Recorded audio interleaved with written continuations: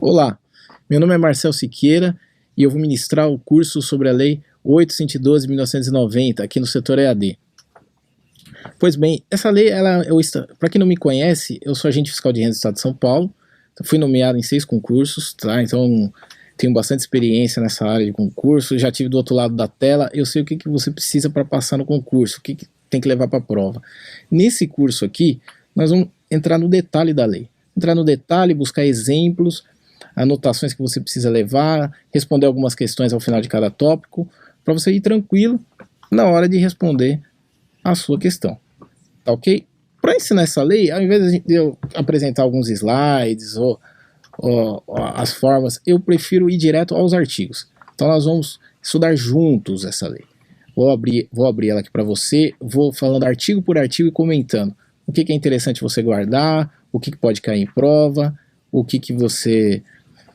alguns artigos que talvez não tenha tanta atenção, explicar como é que ele funciona para você tentar lembrar num caso concreto, e assim a gente vai aprender a matar questão de prova sobre a Lei 8.112 de 1990. Quem não conhece essa lei, ela é o Estatuto do Servidor Público Civil Federal. Tá? Essa lei, ela cai em qualquer prova de concurso federal, desde auditor fiscal, sempre pode cair uma questãozinha dessa lei, ou às vezes ela cai na matéria de direito administrativo, outras vezes ela cai em separado, tá? Então é válido para qualquer curso federal, provavelmente você vai ter questão falando sobre este estatuto. Vamos junto comigo? Vamos lá. A melhor forma de aprender essa lei é desmembrando ela. Nessa aula aqui eu vou falar do título 1 e do título 2, nesse tópico, né? Vamos falar do título 1 e do título 2.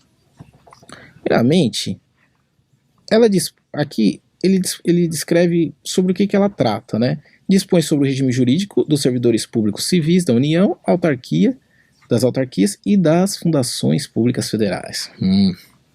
Ok. Isso vai se repetir no artigo 1º. Tá? Vamos ler com atenção esse artigo 1º. Se você reparar, só para apresentar como vai ser dado o curso, tem algumas anotações, tá? Esse material será disponibilizado para você e vai facilitar muito o seu estudo. Aqui durante o curso, eu vou apontando e vou mostrando os detalhes e explicando item a item o que você precisa saber do artigo. Vamos junto comigo. Artigo 1º. Esta lei institui o regime jurídico dos servidores públicos civis. Aqui é uma coisa importante para você se atentar.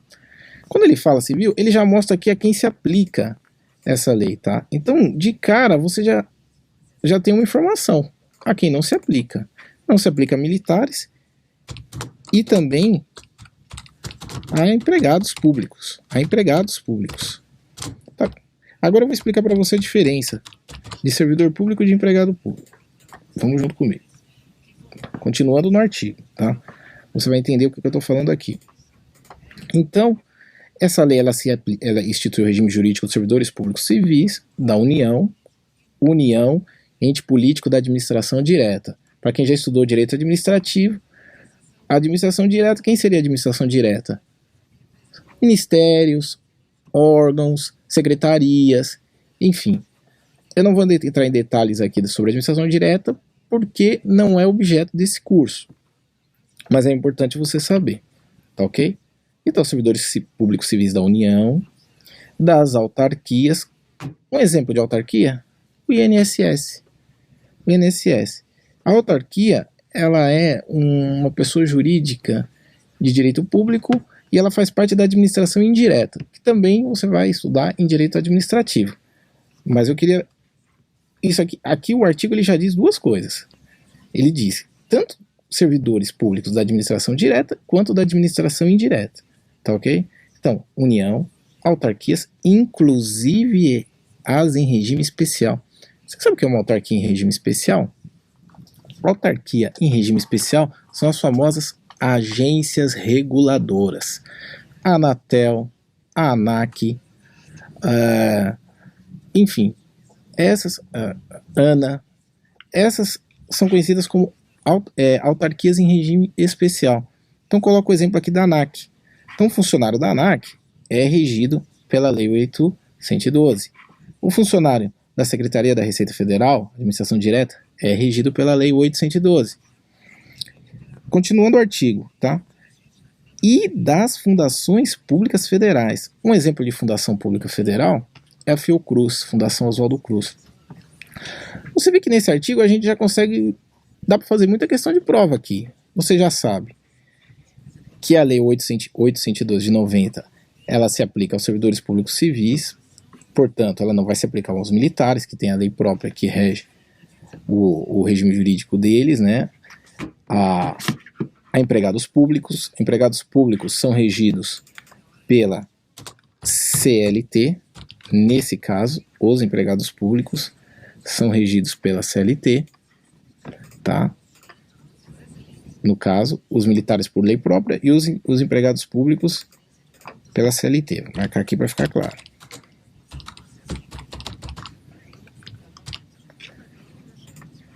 Outra coisa, ele se aplica também aos funcionários aos servidores das autarquias, inclusive as em regime especial, agências reguladoras, e também se aplica aos funcionários das fundações públicas federais. Legal, Marcelo. Agora, o que tem em comum entre a União, as autarquias e as fundações públicas? Para quem não estudou direito administrativo ainda, quem estudou já percebeu. Para quem não estudou, eu vou explicar. Tanto a União, quanto as autarquias, quanto as fundações públicas federais são pessoas jurídicas de direito público. Então, dá para você perceber aqui é o seguinte, este estatuto, ele se aplica às pessoas jurídicas de direito público, tá? União, autarquias, fundações públicas, e ele se aplica a esses entes, tá claro? Não se aplica a militares, não se aplica a empregados públicos, que são pessoas jurídicas, empregados públicos que são regidos pela CLT, pois os empregados públicos pertencem a pessoas jurídicas de direito privado. O que é pessoa jurídica de direito público, o que é pessoa jurídica de direito privado, são matérias do direito administrativo. A gente não vai entrar em detalhes aqui, mas é importante você saber quem que essa lei rege, perfeito? Vamos lá. Artigo 2. Para efeito desta lei, servidor é a pessoa legalmente investida, então ele é investida sempre por lei, tá? Deveria ser legalmente investida em cargo público. Aqui, na matéria agentes públicos em direito administrativo, a gente vai discutir o que é um cargo público, o que é um emprego público.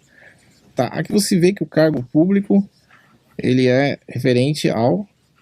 Dá para você inferir do artigo 1º a servidores da União, da autarquia, das fundações públicas, relativas a pessoas jurídicas de direito público. Perfeito? Vamos continuar. Aqui é a definição de cargo público. Cargo público é o conjunto de atribuições e responsabilidades previstas na estrutura organizacional que devem ser cometidas a um servidor. Que não tem nada de muito impressionante nesse artigo, nada muito relevante, tá? Pode ser que caia assertiva por inteiro e aí você, na verdade, tem que ler e conhecer. Não tem nenhum detalhe a ser explicado aqui. Parágrafo único. Os cargos públicos, acessíveis a todos os brasileiros, são criados por lei. Isso é importante, tá? O cargo público ele é criado sempre por lei. Grave isso. O cargo público federal é criado por lei, não é criado por decreto, não é criado por portaria, não é criado por nenhuma outra coisa. Sim por lei. Com denominação própria e vencimento pago pelos cofres públicos. Aqui você infere o que vai aparecer no artigo 4º, tá? Então, o cargo público ele é criado por lei e ele tem vencimento pago pelo cofre público. Perfeito. Nada muito complicado aqui. Para provimento em caráter efetivo ou em comissão. Isto aqui é importante você saber. A diferença do provimento em caráter a diferença de um cargo público em caráter efetivo e em caráter em comissão.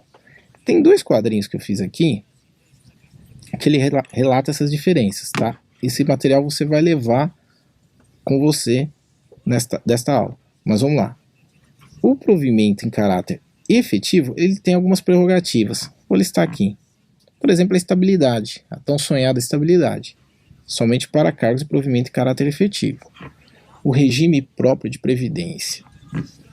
Antigamente era uma grande vantagem o regime próprio de previdência do servidor público federal. Tinha paridade, depois a coisa mudou para uma contribuição proporcional ao salário que você recebia no período da ativa. Hoje já não tem tanta vantagem assim.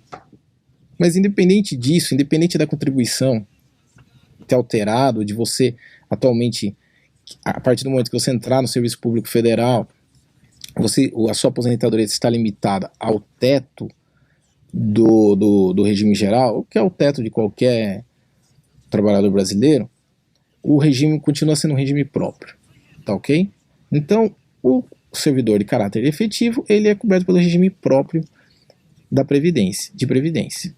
Uma terceira coisa é que os cargos de provimento efetivo são providos por concurso público.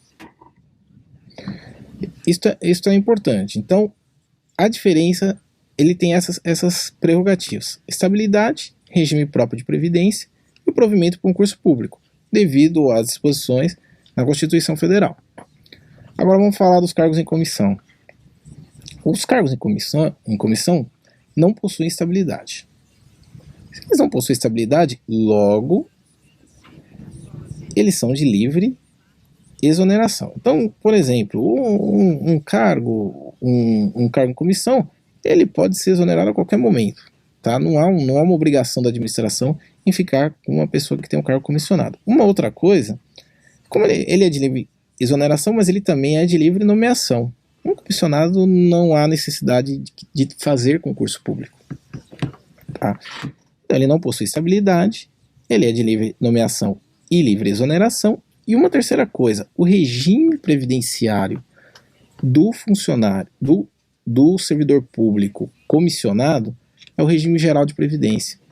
Significa o seguinte, ele também ele possui o mesmo regime do servidor que trabalha do funcionário da iniciativa privada. Tem os mesmos direitos do funcionário da iniciativa privada. Ele não se enquadra no regime próprio dos servidores públicos federais efetivos. Agora um detalhe, tá?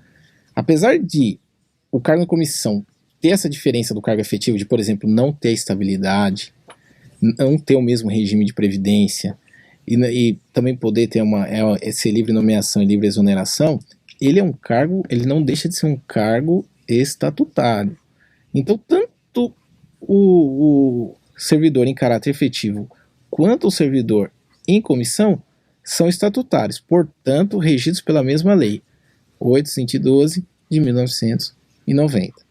Então, uma pergunta que pode cair é o seguinte: o servidor em cargo comissão, ele é regido pela CLT? Não, ele é regido pela lei Cargo em Comissão Federal, 812 de 1990.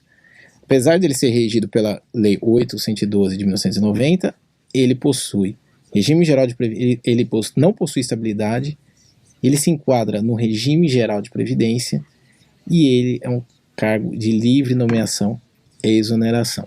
Tá claro? Legal. Vamos continuar. O artigo 4º ele fala o seguinte: é proibida a prestação de serviços gratuitos, salvo os casos previstos em lei. Aqui eu marquei aqui, o servidor recebe remuneração. Uma coisa que vamos estudar também em direito administrativo, a diferença do que é um cargo público, do emprego público. No caso de servidor público, o servidor público não recebe salário, recebe remuneração. Essa remuneração ela pode ser em forma de subsídio, de vencimentos básicos, enfim, isso não é objeto do estudo dessa lei aqui, pelo menos não por enquanto. Então, o que fica claro aqui é que o servidor recebe remuneração. Porém, tem exceção, tá? Salvo os casos previstos em lei. Algumas dessas exceções a gente vai tratar nessa lei 812. Na hora que chegar lá, eu vou apontar. Olha, lembra daquele artigo 4º que tinha exceção? Tá aqui, uma das exceções do artigo 4º. Título 2. Do provimento, vacância, remoção, redistribuição e substituição. Esse título 2, ele é o mais importante para o concurseiro desta lei aqui. Então, aqui, muito provável que vai cair questão na sua prova sobre esse título 2. Por isso que eu vou tratar ele com muito carinho e no detalhe. Tá ok? Vamos lá, vem junto comigo. Capítulo 1 do provimento. Seção 1, disposições gerais. Ok. Estamos discutindo o provimento aqui. O que é o provimento? Provimento é como a administração provê o cargo ao futuro servidor público. Então vamos discutir aqui formas de provimento, requisitos para provimento, esse tipo de coisa, neste capítulo desta lei. Continuando. O artigo 5º. São requisitos básicos para investidura em cargo público. Investidura é quando a pessoa entra no cargo público de maneira efetiva. Vamos lá. Um dos requisitos, o primeiro, a nacionalidade brasileira. Importante aqui, tá? A nacionalidade, ela tanto faz se é um brasileiro nato ou naturalizado. O importante é ter a nacionalidade brasileira. Tá ok? Ah, mas professor, eu sei que eu estudei direito constitucional e eu sei que, por exemplo, o presidente da República tem que ser um brasileiro nato. Aquilo é outra matéria, direito constitucional. A lei 112 não trata disso nesse caso. Então, o que você tem que gravar é o seguinte: tanto a nacionalidade brasileira, tanto faz se for nato ou naturalizado, para ter uma investidura em cargo público. Tá ok? Gozo dos direitos políticos. Quitação com as obrigações militares eleitorais. Isso aqui é o seguinte, ó, lembra? Assim, quem já assumiu um cargo público sabe, quando vai assumir o cargo público não tem que entregar lá, se for do sexo masculino, tem que entregar carteira de reservista. Você tem que achar o comprovante que você votou na última eleição. Tá lá na lista de documentos que todo futuro servidor tem que entregar para assumir um cargo público. Então, quem já passou por isso vai lembrar, falar, olha, eu lembro que eu tive que entregar meu reservista, tive que entregar meu comprovante eleitoral. Então tem que estar em dia com as obrigações militares e eleitorais. Você não pode, é uma das penitências para quem não vota na eleição nem justifica, é não poder assumir um cargo público. Continuando. O nível de escolaridade exigido para o exercício do cargo. Ok, se for nível superior, nível médio, depende do cargo em questão. Sem problema nenhum. Idade mínima de 18 anos, é importante decorar aqui o número que pode ser que caia na sua prova. 18 anos, tá ok? Um comentário sobre este item. Pode reparar que ele não fala em idade máxima, né? Apesar disso, pode ser que o cargo exija uma idade máxima, cria um limite máximo de idade para o servidor poder assumir aquele cargo. Por exemplo, Polícia Rodoviária Federal.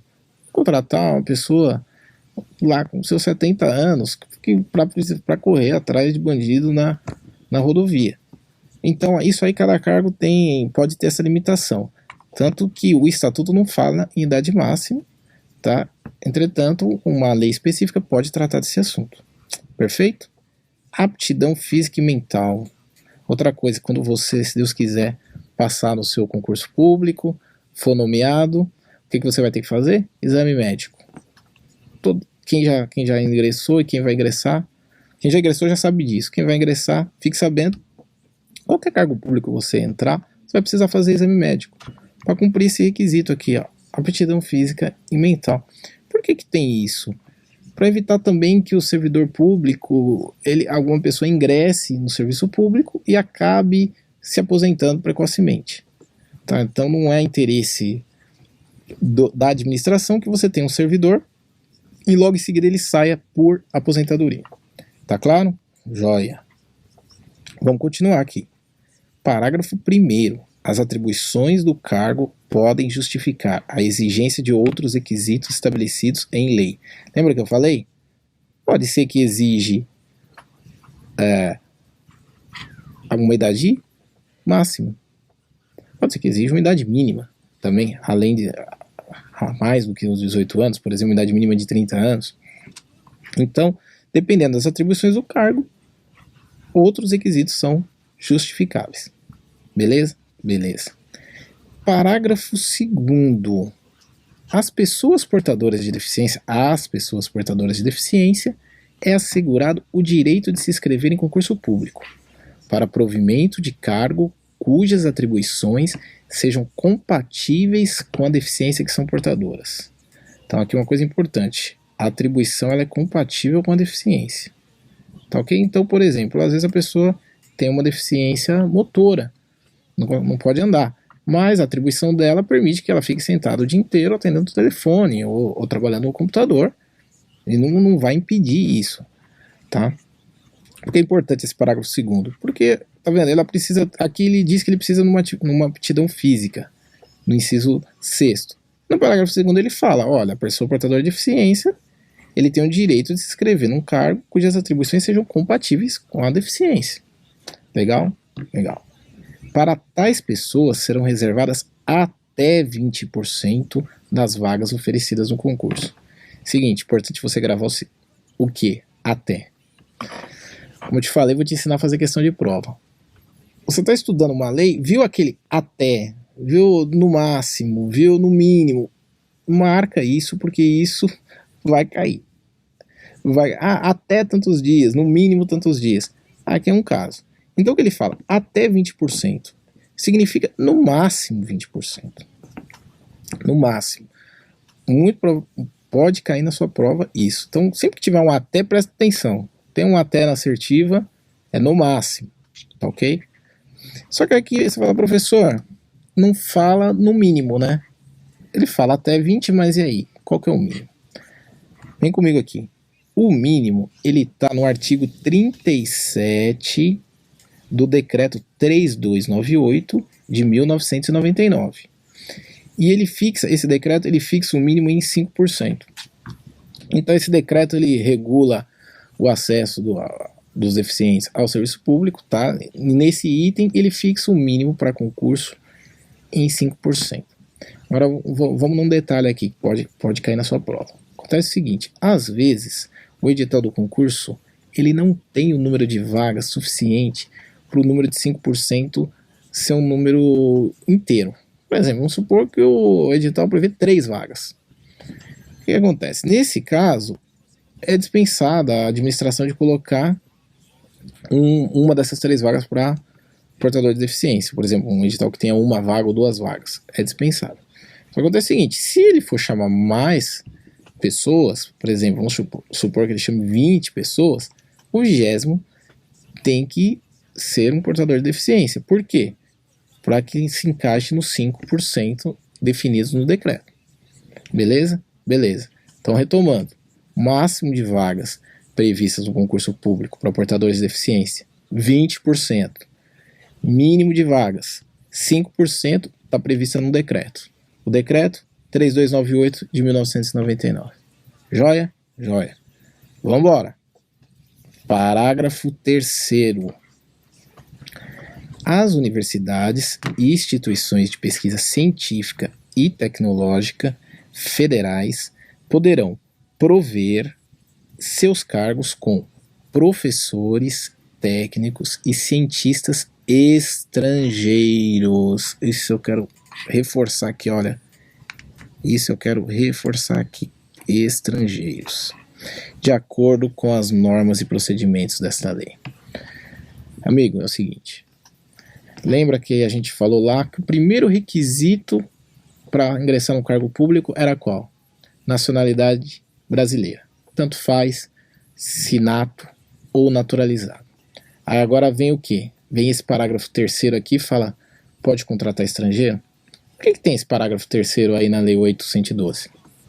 É o seguinte, as universidades e os institutos de pesquisas, eles não podem abrir mão de cientista, de professor estrangeiro, porque isso vai atrapalhar o desenvolvimento da universidade. Então você tem que gravar isso. Por que a universidade não pode abrir mão de servidor, de técnico, de cientista estrangeiro? Porque isso atravanca a pesquisa, isso é contra o interesse público. Tá? Então foi criada essa exceção. Para a contratação de professor, técnico e cientista estrangeiro, as universidades e instituições de pesquisa científica e tecnológica podem prover esses cargos. Tá? Agora, olha o detalhe da lei. Tá? Quem que pode prover cargo para estrangeiro no Serviço Público Federal? Universidade e instituição de pesquisa científica. Banco Central pode? Não. Nesse caso, não. Ele é uma universidade? É uma instituição de pesquisa científica e tecnológica? Não. Agora você pega uma universidade federal? Pode. Outra coisa, detalhe, professores técnicos cientistas. Por exemplo, um cargo de gerente de RH, uma instituição de pesquisa científica vai contratar um estrangeiro? Não, um gerente de RH ele não precisa.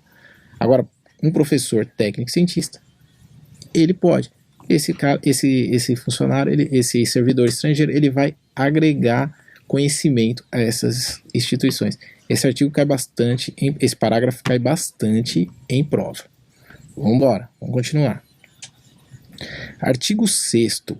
O provimento dos cargos públicos far-se-á mediante ato da autoridade competente de cada poder. Artigo tranquilo esse, tá? O provimento ele vai ser mediante ato da autoridade. Então, o provimento ele vai ser dado pela nomeação. Então, a nomeação vai ter um ato administrativo da autoridade daquele poder nomeando o futuro servidor público. Continuando. Depois a gente vai tratar da nomeação. Artigo 7º. A investidura em cargo público ocorrerá com a posse. Aqui, meu amigo, coloquei bem grande para você, negrito. O servidor ele é investido com a posse. Não confunda com a nomeação. O que eu queria explicar aqui para você? Vem comigo aqui na lei. O provimento é pela nomeação. O provimento é pela nomeação. Beleza. Mas a investidura é com a posse. Então vamos lá. Você foi lá, estudou, comprou o curso do Marcel aqui, passou na sua prova. Tá todo feliz e contente. Você já é servidor público? Não. Vai ter que haver o quê? O provimento. Qual que é esse provimento? Vai ser o quê? A sua nomeação. Ah, você tá lá, legal. Nomeei, já sou servidor público? Não. Por quê? Porque a investidura de um cargo público só ocorrerá com a posse. Sabe a hora de estourar o champanhe e comemorar mesmo? Na hora que você tomar posse. Lembra disso.